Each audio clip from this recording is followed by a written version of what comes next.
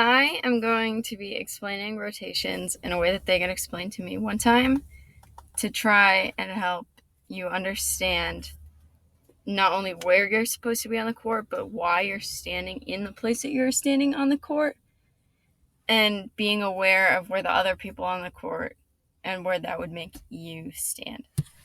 So on this screen, we have just the numbered spaces, and the red lines means you cannot cross that person. For example, spot number 1, because there's the red line, cannot go in front of number 2, and they also cannot go to the left of 6.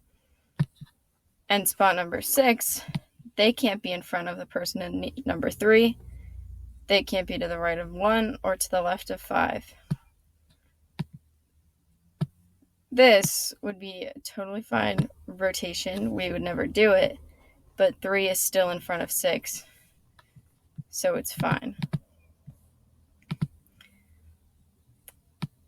Also, with the diagonals, the person who is diagonal of you on the court, which would be 4 and 1, 3 and 6, 2 and 5, should always be the person who plays the same position as you, the setter and the right side, the middle and the libero, or the 2 outsides.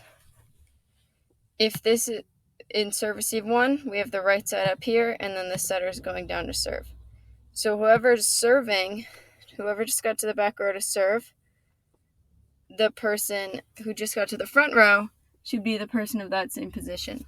If the middle just got back to serve, the other middle should just be coming in and be up in spot number 4. So now I'm going to show you how that actually works with the serving rotations that we do. So for serve 1, we have the middle up here, and then the right side and the outside are just crossing over. We have the setter in 1, who is the one serving, setter across from the right side, middle across from the libero, who's in 6, and then the outsides across from each other, who's in 5 and 2. For serve receive, the setter just moves back a little bit. The outside hitter can come down. Just has to be a little bit in front of the setter. And then we put the right side over here in the corner. And then technically, the middle can go anywhere from up to this outside to this right side. We just put her up here, slightly in front of the right side. And that's serve receive 1. Serve receive 2. For serve 2, we have the right side crossing over the middle. We have the outside 1 serving in number 1. We have the setter in 6 and the libero in 5.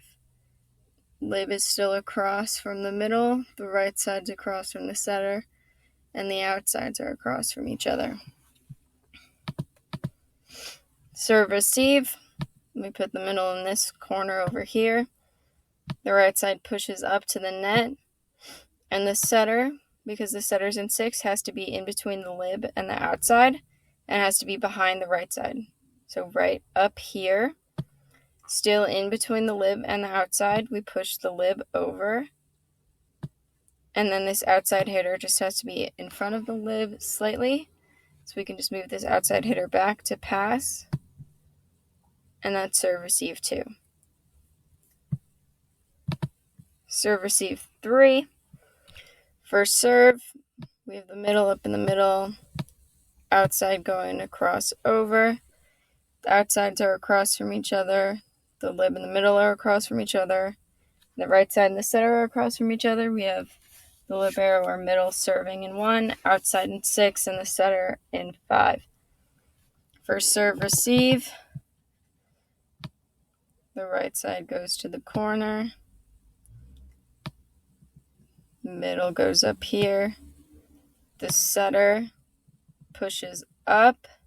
Setter can move over. Setter moves up out to here, can push up. Just can't cross this outside. And this outside just needs to be behind.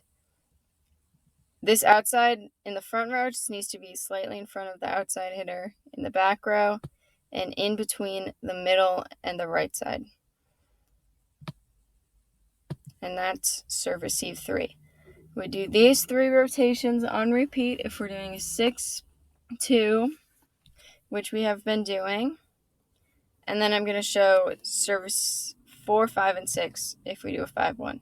For service 4, we have the setter and the outside crossing over the middle. The setter is now in the front row. We have the right side back to serve, lib in 6 and the outside in 5. We have the right side across from the setter, the middle across from the lib, and the 2 outsides across from each other. For serve receive, we're going to do a little stack up in the top left corner, setter up top closest to the net, middle right here, outside right here, a little diagonal stack so we're all still in the same order we have to be in. So the setter can just run over here, middle can go to the middle, outside can go to their spot. And then we have the outside in 5, lib in 6, right side in 1. Serve 5.